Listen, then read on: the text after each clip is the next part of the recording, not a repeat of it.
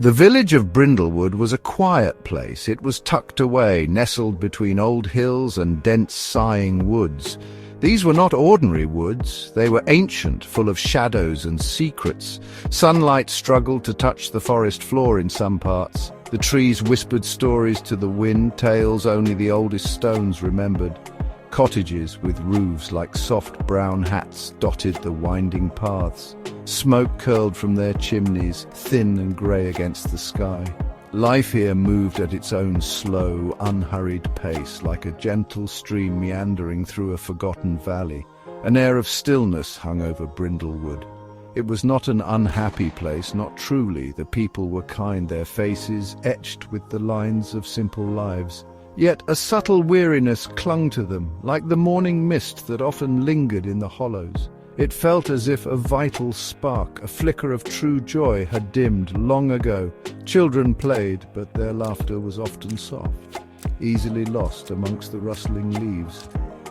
The villagers went about their days, but a certain lightness was missing from their steps, a certain song from their hearts. The sounds of Brindlewood were muted, softened by the trees and the quietude.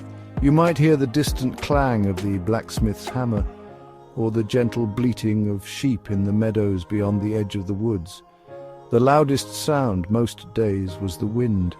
It sighed through the tall pines and whispered through the oak leaves. It carried the scent of damp earth and old magic. Sometimes it sounded like the village itself was breathing a long, slow sigh, waiting for something it could not name, something it had almost forgotten how to hope for. At the edge of Brindlewood's sleepy square stood a small, intriguing shop. This was the domain of Master Elliot, the village clockmaker. Elliot was an old man, his back slightly stooped from years spent hunched over tiny, intricate mechanisms. His eyes, though, were bright and kind, full of a gentle understanding. They had seen many seasons pass, many clocks tick their lives away. His hands, stained with oil and the patina of age, were surprisingly steady. He lived alone, his days filled with the quiet company of his clocks and his thoughts. Elliot's shop was a place of wonders and shadows. It was cluttered, but in a fascinating way. Clocks of all shapes and sizes adorned the walls, shelves, and even the floor. Grandfather clocks stood like solemn sentinels in the corners. Small, delicate mantel clocks ticked with softer voices. The air hummed with a chorus of ticking, clicking, and whirring. None of them, however, seemed to chime with perfect harmony. The shop smelled of old wood, polished brass, and a faint, curious scent that some might have called dust. But others, more imaginative, might have called magic. Master Elliot was more than just a mender of broken timepieces. People in Brindlewood knew this, even if they did not speak of it often. He seemed to understand the hidden rhythms of life, the delicate balance of moments. Villagers would bring him not only their stuttering clocks, but sometimes, metaphorically, their fractured hopes. They spoke of time lost, or time moving too fast, or time standing still in grief. Elliot would listen patiently, his head tilted, his gaze thoughtful. He tried in his own quiet way to mend more than just springs and gears, yet for all his skill, Elliot carried a quiet sorrow of his own. He felt the village's weariness deep in his bones. He understood the unspoken ache that lay beneath its peaceful surface. He too searched for something, a perfect chime perhaps, a sound that could cut through the heaviness and let the light in. He tinkered and toiled not just to make clocks run, but to find a way to make time sing again for Brindlewood. In one particular corner of Elliot's fascinating ticking shop, there was an unspoken mystery. It was an alcove, always shrouded from view by a heavy, dark red velvet curtain. The fabric was old, its color deep and rich, absorbing the light and any curious glances. No dust ever seemed to settle upon it, though dust was a common resident elsewhere in the shop. Elliot never drew it aside when customers were present. He never spoke of what lay hidden there. It was his private space, his secret sanctum within the world of gears and springs. The villagers, naturally, had their own theories about what Master Elliot kept behind that curtain.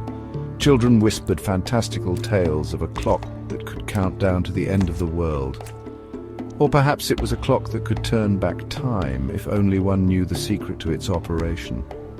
Some of the older folk believed it held a grand, unfinished masterpiece, a clock so complex that Elliot had worked on it his entire life. Others, more pragmatic, simply thought it was where he kept his most valuable tools, or his rarest, most delicate clock parts.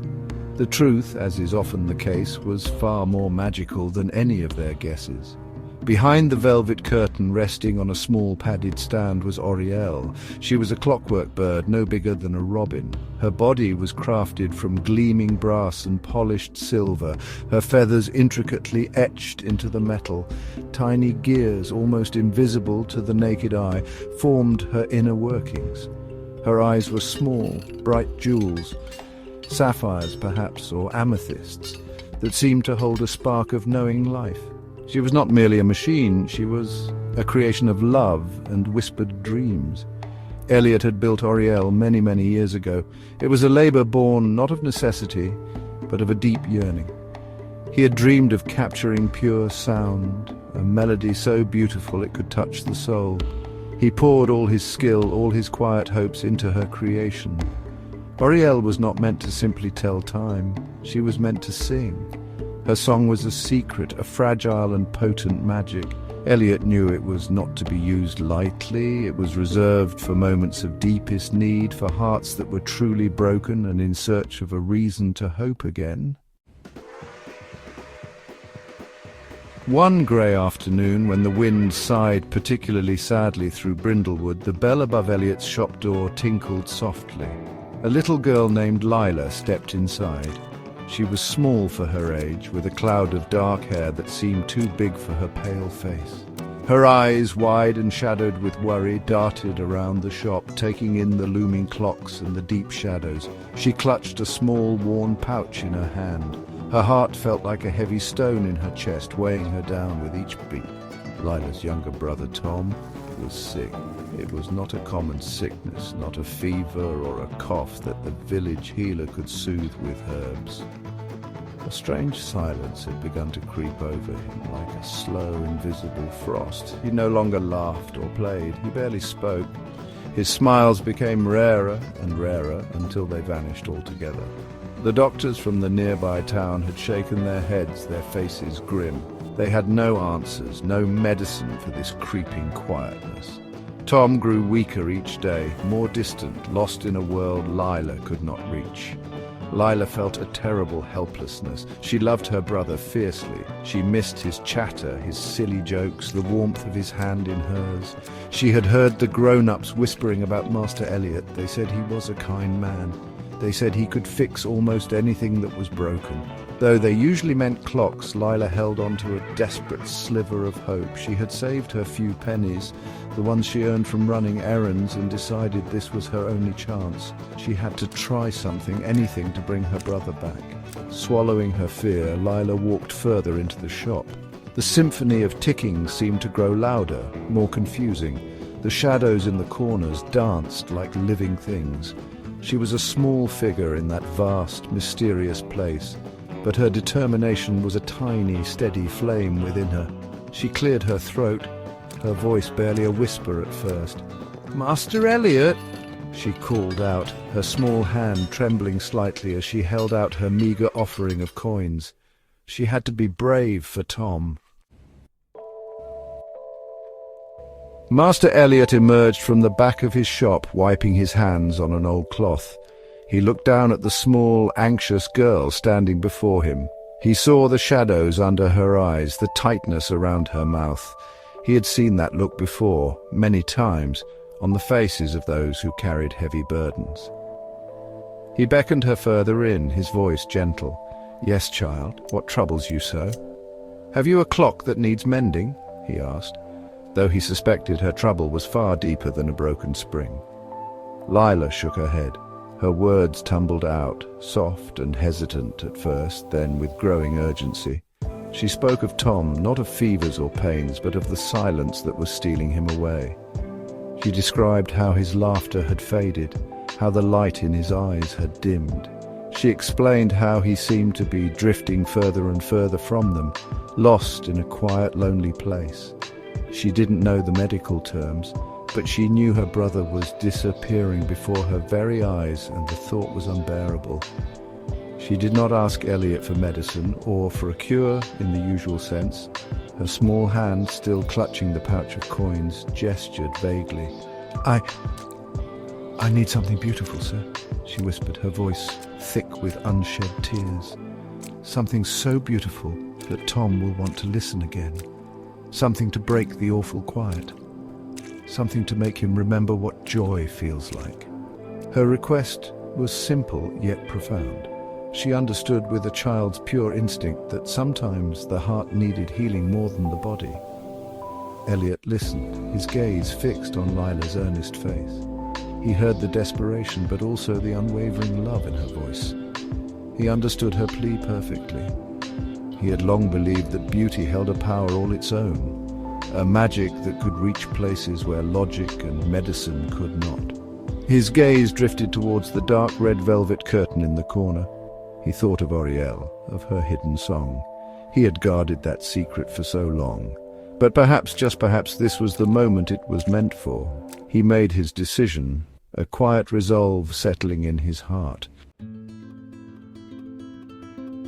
Section 6. The Journey to the Quiet Room. With a slow, deliberate movement, Master Elliot walked towards the velvet curtain. Lila watched, her breath caught in her throat. He reached out a hand, his fingers brushing against the heavy fabric.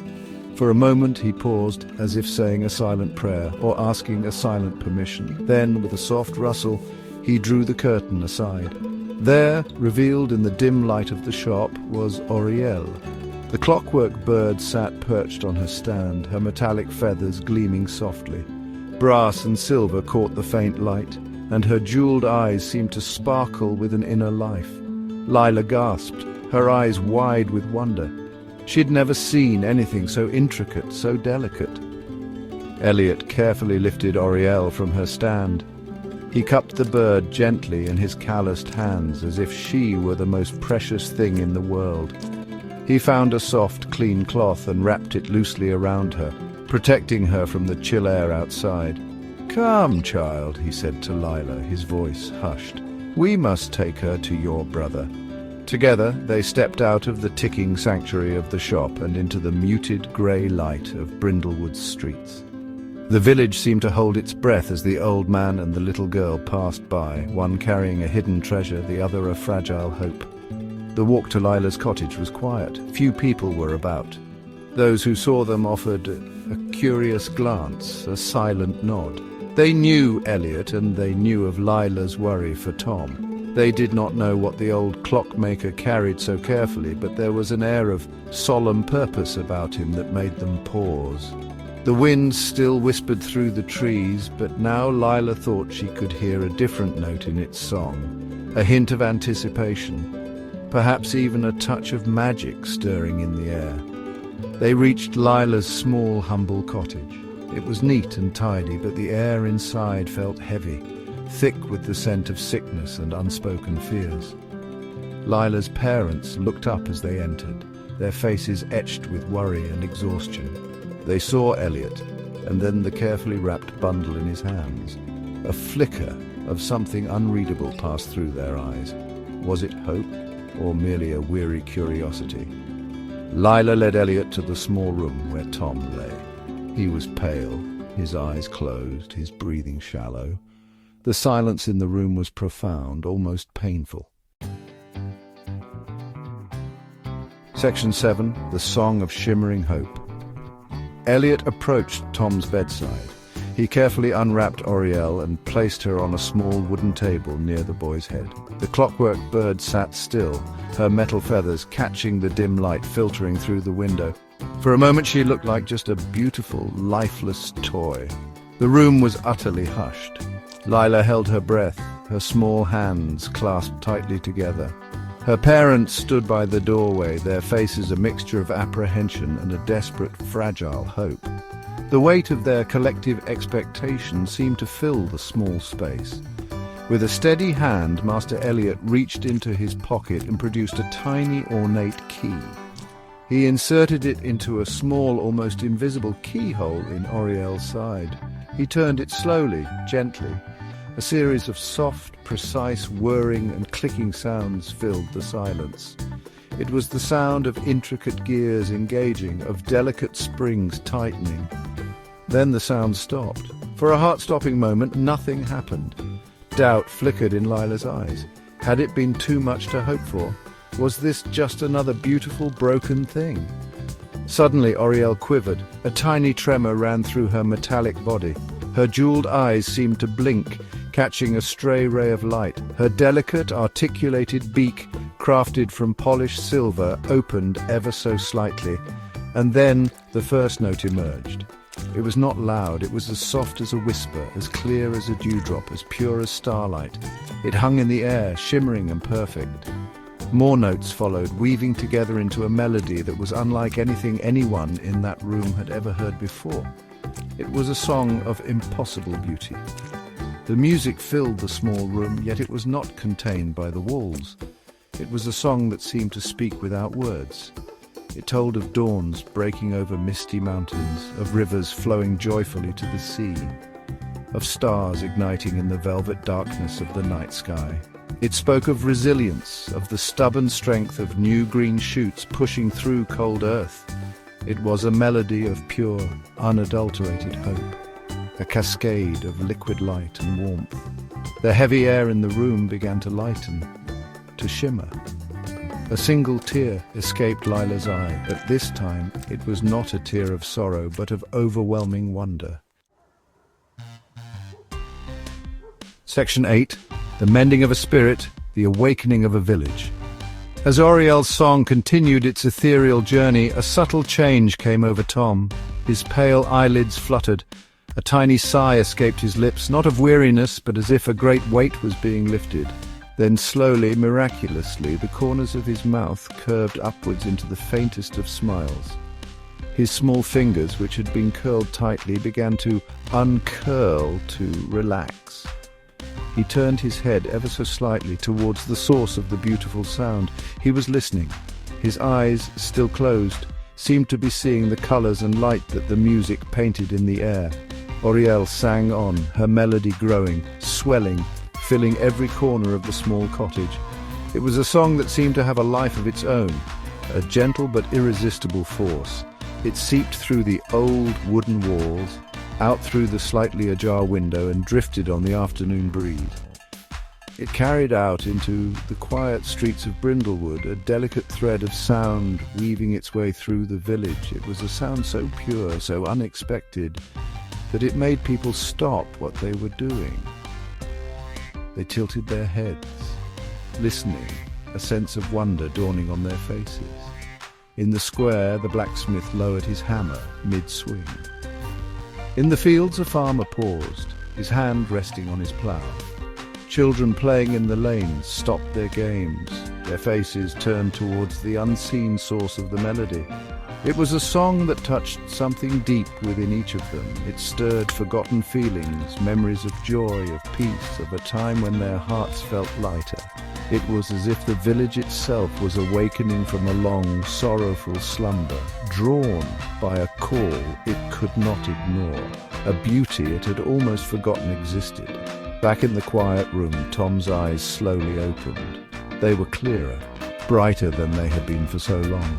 He looked at Lila, a genuine smile now gracing his lips. "Lila," he whispered, his voice weak but clear. What a beautiful song. The silence, the heavy, oppressive silence that had held him captive, was broken. Oriel's song began to fade, her last notes lingering in the air like shimmering dust motes. She had poured out her magic, her hope. The mending had begun, not just for a boy, but for an entire village that had for a moment listened with its heart. Section 9. The Echoes of Harmony. News of Tom's remarkable recovery spread through Brindlewood like wildfire. It was not just that the boy was well again, that he was laughing and playing as before.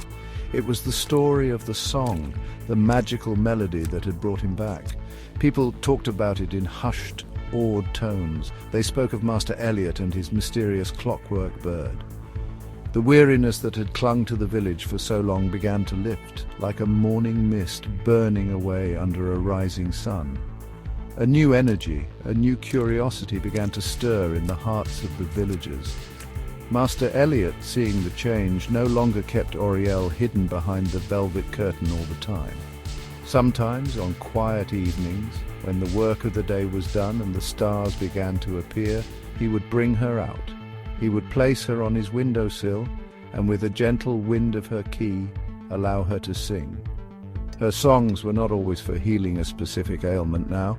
They were for nurturing the soul of the village, for reminding everyone of the beauty that lay hidden in the quiet moments, in the spaces between the tick-tock of ordinary life. Brindlewood began to transform. It was a slow, gentle change, like the turning of seasons. People started to notice the small wonders around them. The way the sunlight dappled through the leaves, the intricate patterns of a spider's web, the joyful chirping of ordinary birds in the ancient woods.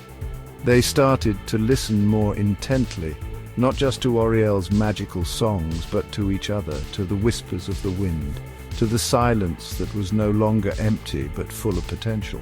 Laughter became a more common sound in the streets, conversations more animated, friendships deeper. The clockmaker's bird had given Brindlewood more than just a healed child.